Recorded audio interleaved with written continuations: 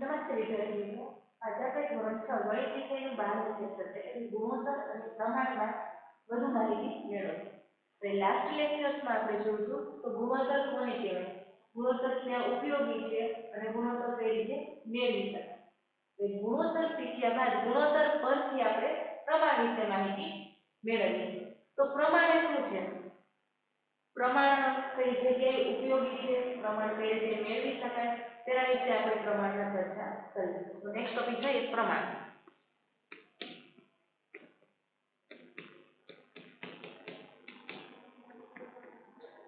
તો ગુણોત્તરમાં આપણે જોઈશું કે બે વસ્તુની સરખામણી કરતા હતા, પણ કઈ રીતે, કેટલા ગણી છે અથવા તો કેટલામાં ભાગની છે તે રીતે. તો હવે પ્રમાણ શું છે, તો પ્રમાણ એ બે ગુણોત્તરની સરખામણી છે. ફરીથી જોઈએ તો ગુણોત્તર શું હતું, તો બે વસ્તુની સરખામણી હતી. તો પ્રમાણ શું છે, જે બે વસ્તુની સરખામણી કરીને આપણે ગુણોત્તર મેળવેલો છે તેવા બે ગુણોત્તરની સરખામણી. પ્રમાણમાં લખી શકાય કે પ્રમાણ એ બે ગુણોત્તરની સરખામણી છે. આપણે બે ગુણોત્તરની સરખામણી કરીએ છીએ તો સામાન્ય રીતે બંને ગુણોત્તર, ધારો કે આપણે કોઈ ગુણોત્તર લઈએ a/b, હવે બીજો ગુણોત્તર લઈએ x/y. જેમની નિશાની વિશે તો આપણે માહિતી મેળવી છે, જેમ એ શું છે, ગુણોત્તર દર્શાવે છે. તો ચલો a/b અને x/y આ બંને શું છે, ગુણોત્તર છે. હવે આ ગુણોત્તરને પ્રમાણમાં દર્શાવવા છે તો કઈ રીતે દર્શાવી શકાય? સામાન્ય રીતે બંને ગુણોત્તરની વચ્ચે ઇક્વલ ટુ એટલે કે બરાબરની નિશાની હોય અથવા એટલે કે બંને ગુણોત્તરની કિંમત સરખી હોય તો તે બંને પ્રમાણમાં છે એવું કહી શકાય. હજી જોઈએ તો આપણને જે બે ગુણોત્તર આપેલા છે એ બંને ગુણોત્તરની કિંમત સરખી હોય તો કહી શકાય કે બંને ગુણોત્તર એટલે કે આપેલ ગુણોત્તર પ્રમાણમાં છે. આ ઇક્વલ ટુ ની નિશાની જગ્યાએ આપણે ડબલ જેમની નિશાની પણ વાપરી શકીએ. a/b પછી ડબલ જેમ એટલે કે બે વખત જેમની નિશાની અને x/y.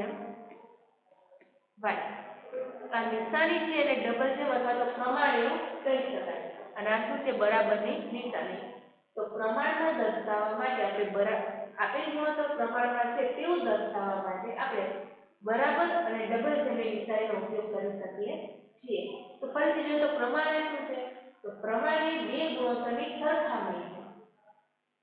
પ્રમાણ એ બે ગુણોત્તરની સરખામણી છે એટલે કે આપેલ ગુણોત્તરની અતિસંક્ષિપ્ત સ્વરૂપ આપી અને જો બંને ગુણોત્તરની કિંમત સરખી મળે તો કહી શકાય કે આપેલ ગુણોત્તર પ્રમાણમાં છે. પછી જોઈએ તો આપણે પ્રમાણ જેમાં ચાર પદ હતા, સોરી ગુણોત્તરમાં બે પદ હતા.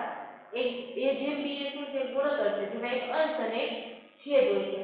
હવે પ્રમાણ છે તો પ્રમાણમાં ચાર પદ છે. તો આમાં ક્યાં ક્યાં પદ છે, તો a, b, x અને y ચાર પદ છે. તો પ્રમાણમાં જે અંતિમ છેડાના જે બે પદ આપેલા છે a અને y, તો છેડાના પદ હોય એને અંતિમ પદ તરીકે ઓળખવામાં આવે છે. ચાર પદ છે, પ્રથમ પદ, દ્વિતીય પદ, તૃતીય પદ અને ચતુર્થ પદ, અથવા તો કહી શકાય પહેલું પદ, બીજું પદ, ત્રીજું પદ અને ચોથું પદ. તો જે પ્રમાણમાં ચાર પદ છે તેનું પહેલું અને છેલ્લું એટલે કે પહેલું પદ અને ચોથા પદને અંતિમ પદ તરીકે ઓળખવામાં આવે છે. પ્રમાણમાં ચાર પદ હોય છે જેમાં પહેલા અને ચોથા પદને અંતિમ પદ તરીકે ઓળખવામાં આવે છે. તો બાકીના કયા પદ હોય, બીજું પદ અને ત્રીજું પદ. તો બીજું પદ અને ત્રીજું પદને મધ્યમ પદ તરીકે ઓળખવામાં આવે છે. મધ્યમ એટલે કે વચ્ચે.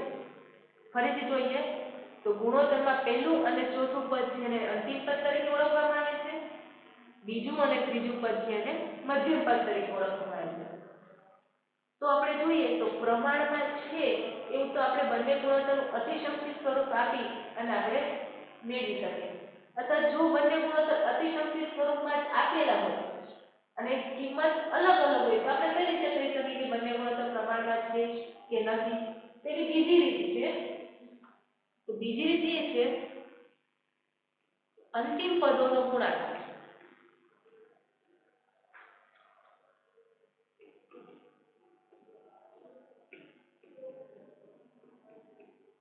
શું કરવાનું છે? અંતિમ પદોનો ગુણાકાર કરવાનો છે અને મધ્યમ મધ્યમ પદોનો ગુણાકાર કરવાનો છે.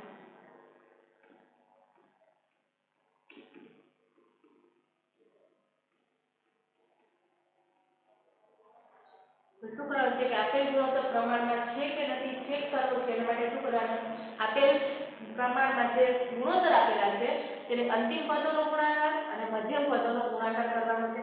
જો બંને ગુણાકારની કિંમત કેવી મળે, સરખી મળે, તો આપણે કહી શકીએ કે આપેલ ગુણોત્તર છે એ આપેલ ગુણોત્તર છે એ પ્રમાણમાં છે. ફરીથી જોઈએ તો પ્રમાણ છે એ શું છે, બે ગુણોત્તરની સરખામણી છે. પ્રમાણમાં 4 પદ હોય છે, જેમાં પહેલું અને ચોથું પદ છે એને અંતિમ પદ તરીકે ઓળખવામાં આવે છે. બીજું અને ત્રીજું પદ છે તેને મધ્યમ પદ તરીકે ઓળખવામાં આવે છે. બે ગુણોત્તર વચ્ચે પ્રમાણમાં છે તેવું દર્શાવવા માટે ઇક્વલ ટુ એટલે કે બરાબરની નિશાની અથવા ડબલ જેમ એટલે કે પ્રમાણની નિશાની મૂકવામાં આવે છે. હવે બંને ગુણોત્તર પ્રમાણમાં છે એવું કઈ રીતે નક્કી કરી શકાય? તો એક રસ્તો છે કે બંને ગુણોત્તર પ્રમાણમાં છે નક્કી કરવા માટે આપેલ ગુણોત્તરના અંતિમ પદોનો ગુણાકાર અને આપેલ જે ગુણોત્તર છે એના મધ્યમ પદોનો ગુણાકાર. જો બંનેનો જવાબ સરખો આવે એટલે કે અંતિમ પદોનો ગુણાકાર અને મધ્યમ પદોનો ગુણાકાર સરખો મળે તો કહી શકાય કે આપેલ ગુણોત્તર પ્રમાણમાં છે. ચલો હવે આપણે જોયું પ્રમાણ કોને કહેવાય. હવે નેક્સ્ટ જોઈએ તો એના એક્ઝામ્પલ જોઈએ કે પ્રમાણ કઈ રીતે મેળવી શકાય.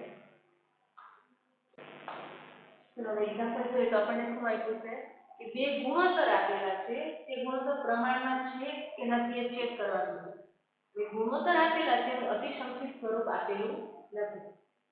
તો અતિસંક્ષિપ્ત એટલે શું કરશું, બંને ગુણોત્તરનું અતિસંક્ષિપ્ત સ્વરૂપ આપશું અને જો બંનેનો જવાબ સરખો મળે તો કહી શકાય કે આપેલ ગુણોત્તર પ્રમાણમાં છે. અથવા તો બીજો રસ્તો, જો આપેલ ગુણોત્તર છે તેનું પ્રથમ પદ અને ચોથું પદ એટલે કે અંતિમ પદોનો ગુણાકાર કરો અને મધ્યમ પદોનો ગુણાકાર કરો. જો બંનેનો ગુણાકાર સરખો મળે તો કહી શકાય કે આપેલ ગુણોત્તર પ્રમાણમાં છે. તમે કોઈ પણ રીતે દાખલો કરી શકો. તો ચાલો આપણે બંને ગુણોત્તર છે એનું અતિસંક્ષિપ્ત સ્વરૂપ આપીએ.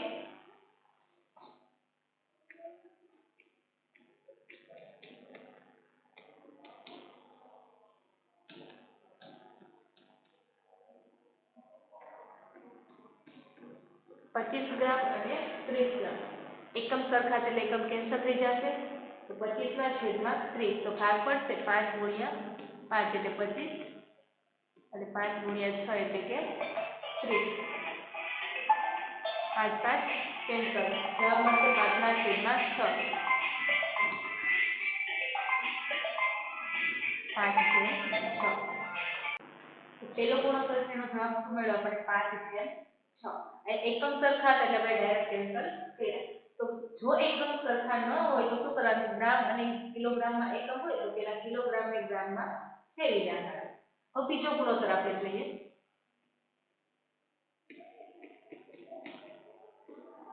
તો બીજો ગુણોત્તર આપણને આપેલો છે 40 કિગ્રા અને 48 કિગ્રા.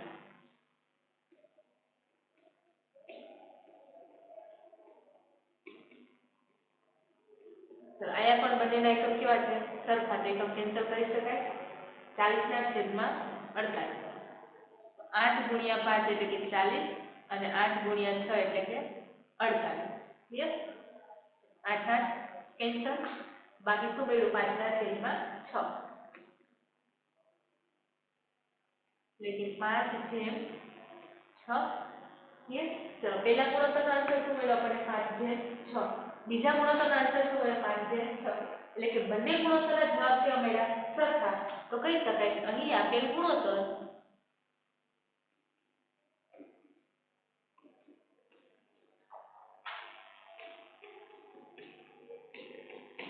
પ્રમાણમાં છે.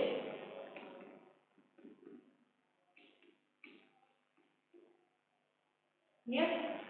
ફરીથી જોઈએ તો આપણને જે અલગ અલગ ગુણોત્તર આપેલા છે તે પ્રમાણમાં છે કે નહીં ચેક કરવા માટે શું કરશું, પહેલા ગુણોત્તરનું આપણે અતિસંક્ષિપ્ત સ્વરૂપ આપ્યું, બીજા ગુણોત્તરનું અતિસંક્ષિપ્ત સ્વરૂપ આપ્યું અને બંને ગુણોત્તરના જવાબ કેવા મળ્યા, સરખા. તો કહી શકાય કે આપેલ ગુણોત્તર પ્રમાણમાં છે. હવે જો આપણને આ રીતનું અતિસંક્ષિપ્ત સ્વરૂપ આપીને જે ગુણોત્તર આપેલો હોય, ધારો કે 30 ગ્રામ અને 25 ગ્રામ છે એની જગ્યાએ તમે 5/6 ડાયરેક્ટ આપી દીધું હોય, અથવા તો આયા બીજો 40 અને 48 છે એનો પણ એવો કોઈ ગુણોત્તર આપી દીધો હોય, તો આપણે ડાયરેક્ટ એના અંતિમ પદ અને મધ્ય પદના ગુણાકાર કરી અને જવાબ મેળવી શકીએ છીએ. કોઈ પણ રીતે દાખલો કરી શકીએ આપણે. હવે નેક્સ્ટ એક્ઝામ્પલ જોઈએ ગુણોત્તર વિશે કે જેમાં આપણને આમાં એકમ સરખા છે એ દાખલામાં એકમ આપણને અલગ અલગ આપેલા છે. તો પહેલા શું કરવાનું, એકમ સરખા કરે પછી દાખલો ગણવાનો.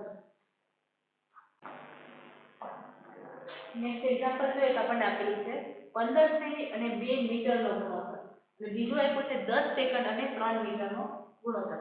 આ બંને ગુણોત્તર પ્રમાણમાં છે કે નહીં ચેક કરવાનું છે. હવે આપણે 15 સેમી અને 2 મીટરનો ગુણોત્તર શોધીએ તો આપણે બંનેને શું કરવું પડશે, એક એકમમાં ફેરવવા પડશે એટલે કે જે મીટર છે એને આપણે સેમીમાં ફેરવીએ અને બીજી બાજુ જોઈએ તો સેકન્ડ અને મિનિટ આપેલું છે તો મિનિટને આપણે સેકન્ડમાં ફેરવીએ. જો બંનેના જવાબ સરખા મળે ગુણોત્તરના તો આપણે કહી શકાય કે આપેલ ગુણોત્તર પ્રમાણમાં છે અને જવાબ અલગ અલગ મળે તો કહી શકાય કે આપેલ ગુણોત્તર પ્રમાણમાં નથી. ક્લિયર? હવે આપણે પહેલો ગુણોત્તર મેળવીએ તો ગુણોત્તરને એકમ હોતો નથી કે એકમ તો સરખા હોય એટલે કેન્સલ થઈ જાય. અને બીજો ગુણોત્તર છે તો એને પણ એકમ હશે નહીં. તો ગુણોત્તરને એકમ નથી તો પ્રમાણ કેના આધારે છે, ગુણોત્તર આધારે છે. તો પ્રમાણને પણ એકમ હોતા નથી. તો ચલો બંને ગુણોત્તર મેળવીએ અને બંનેના જવાબ જોઈએ સરખા મળે છે કે નહીં.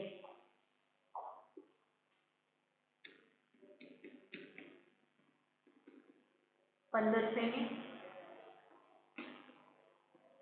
છેદમાં 2 મીટર. 15 સેમી અને 2 મીટર તો મીટરને સેમીમાં ફેરવીએ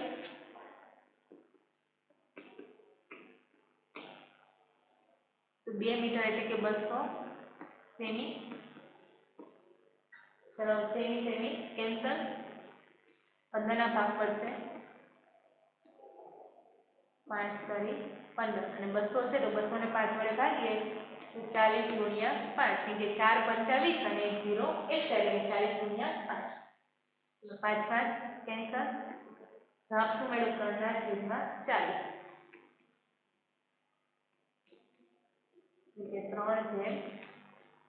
3/40.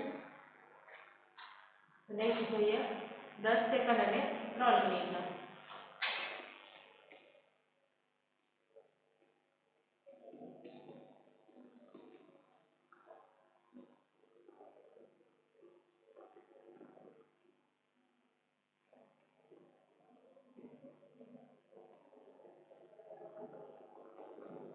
મિનિટ છે એને સેકન્ડમાં ફેરવીએ તો 10 સેકન્ડ, 3 મિનિટ એટલે 3 ગુણ્યા 60 સેકન્ડ.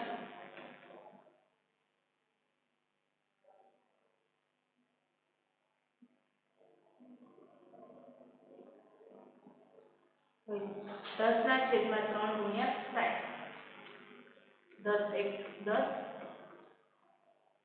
ને 60 ના ભાગ પાડીએ તો 6 ગુણ્યા 10, 3 એમ 60 ના શું ભાગ પડ્યા 6 ગુણ્યા 10, 10 10 કેન્સલ, પંચમાં શું મળ્યું 1 ને છેદમાં 3 ગુણ્યા 6 એટલે કે 18 તો જવાબ શું મળ્યો 1/18. તો પહેલા ગુણોત્તરનો જવાબ શું મળ્યો 3/40 અને બીજા ગુણોત્તરનો જવાબ 1/18. તો બંને ગુણોત્તરના જવાબ કેવા મળ્યા આપણને અલગ અલગ. તો બંને ગુણોત્તર સરખા નથી તો કહી શકાય કે આપેલ ગુણોત્તર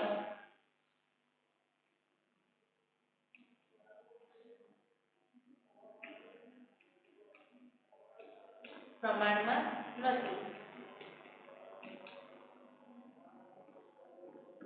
શા માટે પ્રમાણમાં નથી? તો આપેલ ગુણોત્તર છે એના જવાબ સરખા નથી એટલે કહી શકાય કે આપેલ ગુણોત્તર પ્રમાણમાં નથી. હવે નેક્સ્ટ એક્ઝામ્પલ જોઈએ તો જેમાં આપણને આ રીતના અલગ અલગ ગુણોત્તર નથી આપેલા છે, આ સંખ્યા છે અને આપણે નક્કી કરવાનું છે કે પ્રમાણમાં છે અથવા તો પ્રમાણમાં નથી.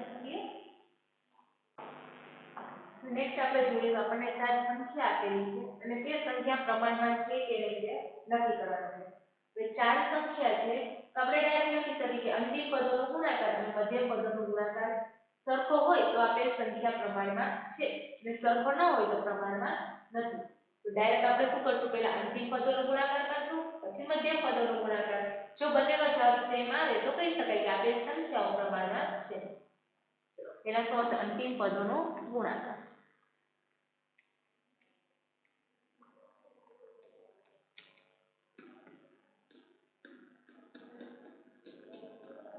અંતિમ પદોનો ગુણાકાર તો અંતિમ પદ કોને કહેવાય? તો પહેલા અને ચોથા પદને અંતિમ પદ તરીકે ઓળખવામાં આવે છે. તો પહેલું પદ કયું છે 15 અને ચોથું પદ એટલે કે 120. તો 15 અને 120 નો ગુણાકાર જે મળે એને શું કહેવાય? અંતિમ પદોનો ગુણાકાર. તો 15 ગુણ્યા 120, તો 15 ગુણ્યા 120 એટલે 1800. અને બીજું શું આવશે? મધ્યમ પદોનો ગુણાકાર.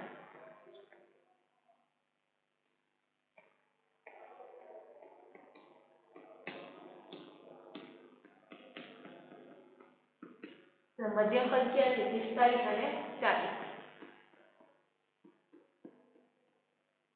ચલો બંનેનો ગુણાકાર 1800. અંતિમ પદોનો ગુણાકાર અને મધ્યમ પદોનો ગુણાકાર કેવો મળ્યો? સરખો. તો કહી શકાય કે આપેલ સંખ્યા પ્રમાણમાં છે.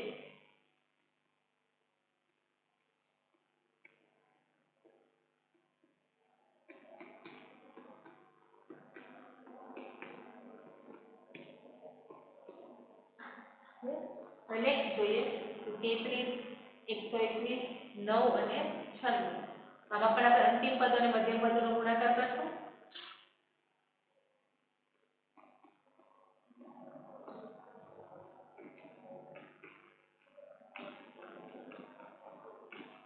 તો અંતિમ પદો ક્યાં મળશે? 33 અને 96. તો 33 અને 96 નો ગુણાકાર કરીએ. 0 3 6 18, 9 3 27 ને 28, 288. શું મળ્યું? 3168. તો આપણને જે સંખ્યા આપેલી છે તેમાં અંતિમ પદોનો ગુણાકાર શું મળ્યો? 3168. એ જ રીતે આપણે મધ્યમ પદોનો ગુણાકાર કરીએ.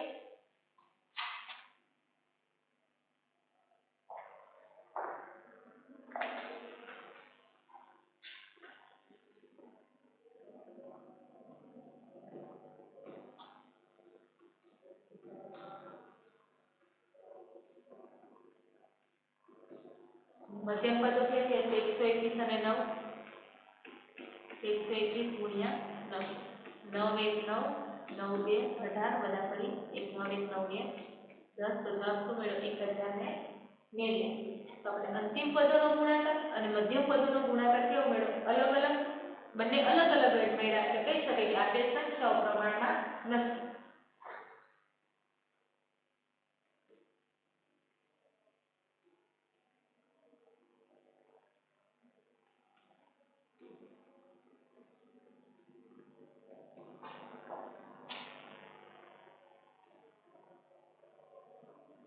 પછી જોઈએ તો આપણે શું આપેલું છે? કોઈ ગુણોત્તર આપેલા નથી, માત્ર સંખ્યાઓ આપેલી છે અને ચેક કરવાનું છે કે સંખ્યાઓ પ્રમાણમાં છે કે નથી.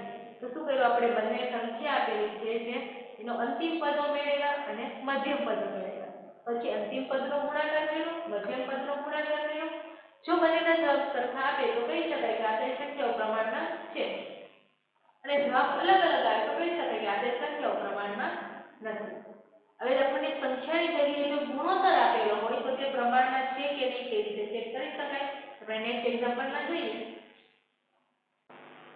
નેક્સ્ટ જોઈએ તો આપેલું વિધાન, આપેલું વાક્ય ખરું છે કે ખોટું તે આપણે જણાવવાનું છે.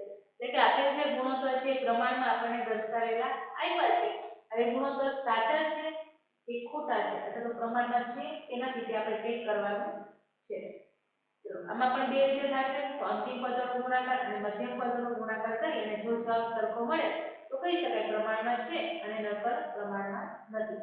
અથવા તો બંને ગુણોત્તર આપેલા છે તેનું અતિસંક્ષિપ્ત સ્વરૂપ આપી અને જો બંને સરખા મળે તો કહી શકાય પ્રમાણમાં છે અથવા પ્રમાણમાં નથી. ચલો અંતિમ પદ અને મધ્યમ પદોનો ગુણાકાર કરીને આપણને ઈઝી પડશે તો આપણે ડાયરેક્ટ કરીએ. અંતિમ પદોનો ગુણાકાર.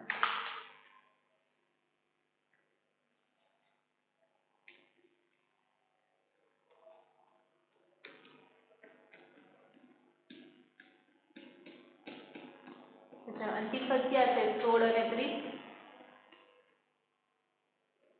16 ગુણ્યા 30 એટલે 10 લખી નાખશું. 16 ગુણ્યા 3 એટલે 48. ચલો નેક્સ્ટ કરીએ મધ્યમ પદોનો ગુણાકાર.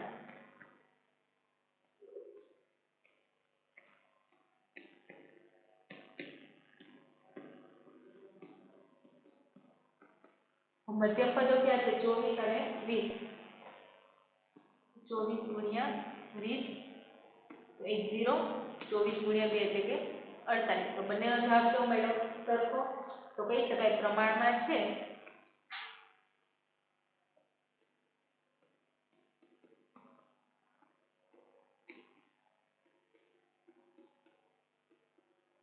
ગુણોત્તર પ્રમાણમાં છે, તેથી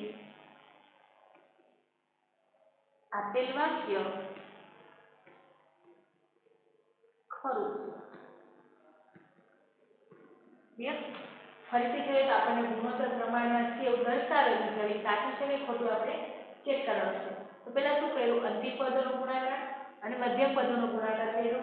બંનેનો જવાબ સરખો મળ્યો એટલે ગુણોત્તર પ્રમાણમાં છે. હવે ગુણોત્તર પ્રમાણમાં છે તો કહી શકાય આપેલ વાક્ય વિધાન સાચું છે.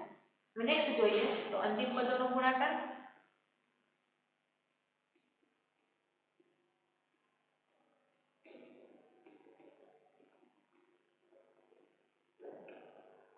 અંતિમ પદ ક્યાં મળ્યા? 5.2 અને 4 પોઈન્ટ વાળા એટલે દશાંશ સંખ્યાના ગુણાકાર તો આપણે આવી ગયા. 4 ગુણ્યા 2 એટલે કે 8 પોઈન્ટ, 5 ગુણ્યા 4 એટલે કે 20. તો 20.8. નેક્સ્ટ મધ્યમ પદોના ગુણાકાર.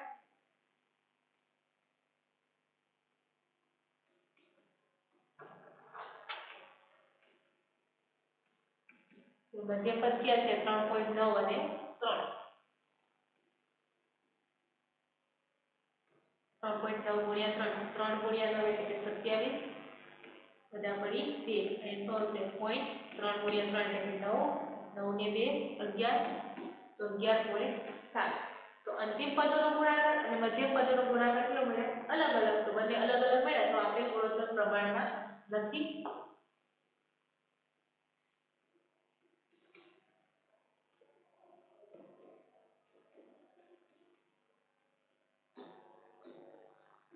ગુણોત્તર પ્રમાણમાં નથી, તેથી વાક્ય ખોટું છે.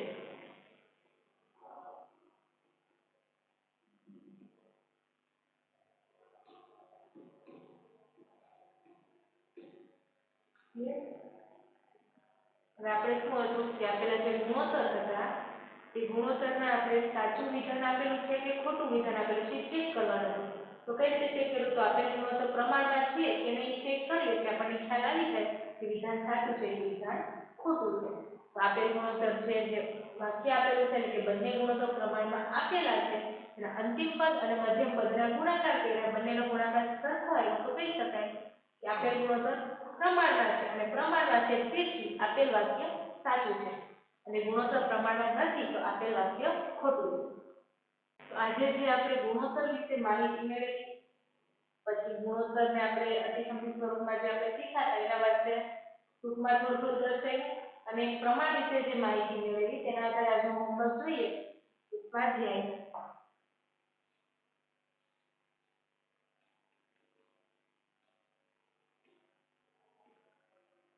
12.2. સ્વાધ્યાય 12.2 અને સ્વાધ્યાય 12.2 માં શું આપેલું છે આપણને કે જે દાખલા છે એ બધા પ્રમાણ આધારિત છે. પ્રમાણિત આધારિત દાખલા એટલે કે આપણે જ્યાં ગુણોત્તર આપેલા છે એમાંથી પ્રમાણમાં છે કે નહીં ચેક કરવાનું, અથવા તો વાક્ય આપેલું છે તે વિધાન સાચું છે કે ખોટું એ ચેક કરવાનું, એના આધારિત દાખલા છે. આ ઉપરાંત બીજું આપેલું છે કે આખું વિધાન આપેલું છે, વાક્ય આપેલું છે, વચ્ચે પ્રમાણની જગ્યાએ ઇક્વલ ટુ ની નિશાની છે. તો શું એ વાક્ય સાચું છે કે ખોટું છે એ ચેક કરવાનું. એ વાક્ય સાચું છે કે ખોટું ચેક કરવા માટે શું કરશું કે આપેલ જે ગુણોત્તર છે એને આપણે અતિસંક્ષિપ્ત સ્વરૂપ આપીએ અથવા તેના અંતિમ પદ અને મધ્યમ પદનો ગુણાકાર કરીએ. જો બંનેનો ગુણાકારનો જવાબ સરખો મળે તો આપણે કહી શકીએ કે આપેલ વાક્ય જે વિધાન છે એ સાચું છે. તો એના આધારે હોમવર્ક શું છે? સ્વાધ્યાય 12.2 અને બીજું સ્વાધ્યાય પોથીમાં